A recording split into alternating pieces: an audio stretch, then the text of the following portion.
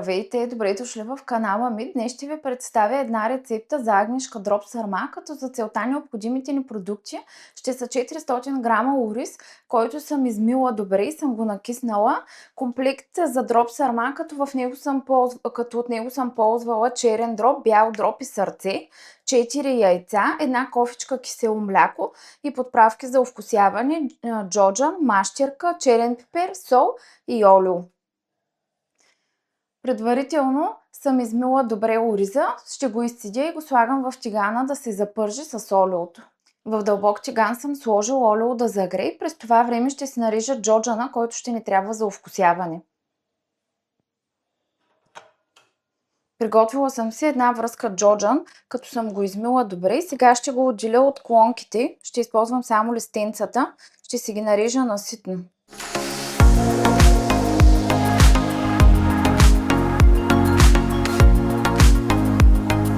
Олиото се е изгряло и е време да добавим ориза.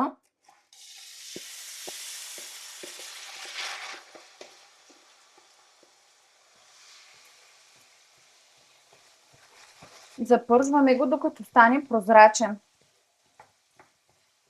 Към запържения ориз добавям предварително сварената дроб сарма, която съм си нарязала. По принцип в комплектите има и черва, но аз не ги използвам. Ако желаете, вие може да ги добавите. Изсипвам си нарязания джоджан.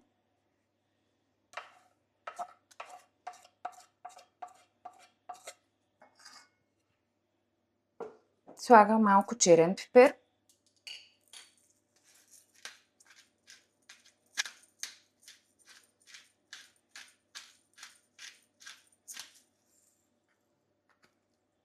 Малко мащерка.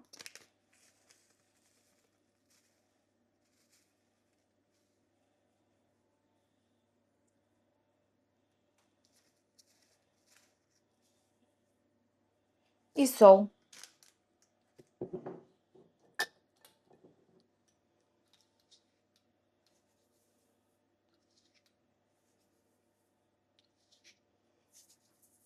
Три-четири по-големи щипки. Разбърквам добре и добавям вода.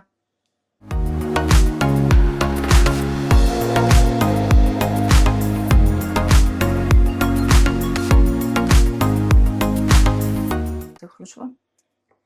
Пека в предварително загрята фурна на горен и долен релтан без вентилатор на 200 градуса.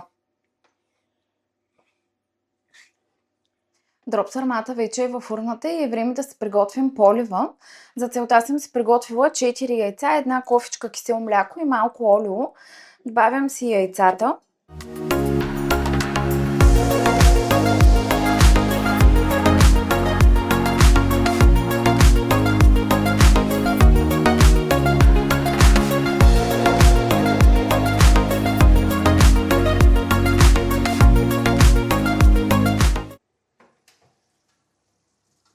Минути по-късно оризът вече се е изготвил и можем да добавим полива.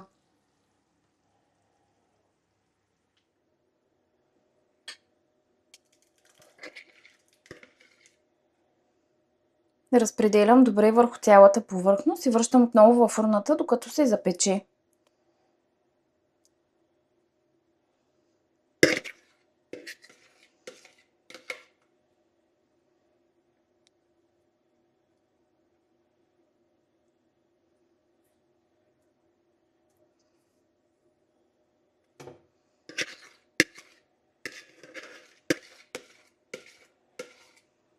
Дроб сармата вече се е похладила и е време да сервираме. Може като я поднасяме да сложим лъжица кисело мляко.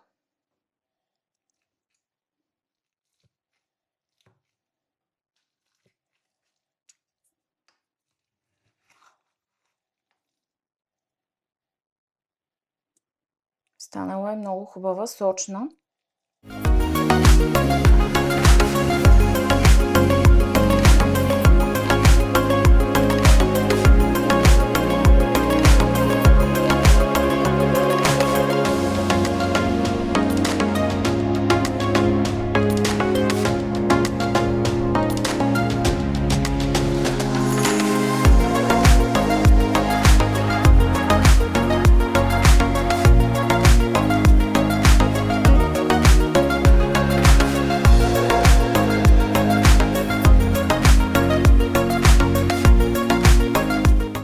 този видеоклип ви е харесал, не забравяйте да се абонирате за канала и да натиснете камбанката, за да получавате известия при наличие на нови клипове. Благодаря! Приятен апетит!